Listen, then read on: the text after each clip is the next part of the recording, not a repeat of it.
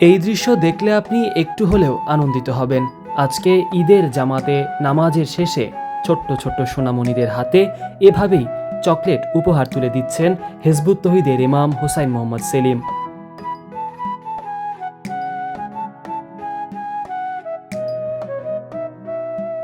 ঈদের নামাজ শেষে ছোট্ট ছোট্ট সোনামণিদের সাথে এই ঈদের আনন্দ ভাগাভাগি করে নেওয়ার দৃশ্য যেন হৃদয়ে এক অন্যরকম অনুভূতি কাজ করে।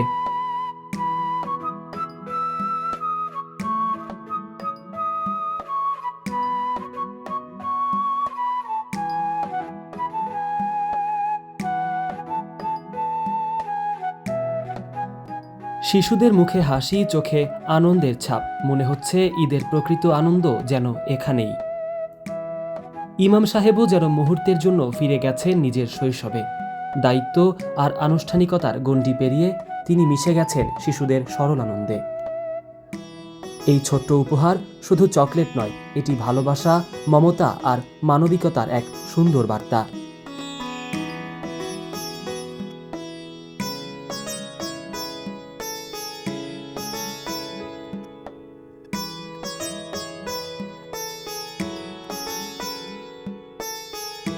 প্রতি বছর ঈদের নামাজের শেষে এভাবেই ছোট্ট ছোট্ট সোনামণিদের সাথে ঈদের আনন্দে মেতে ওঠেন হিজবুত তৌহিদের এই শীর্ষ নেতা।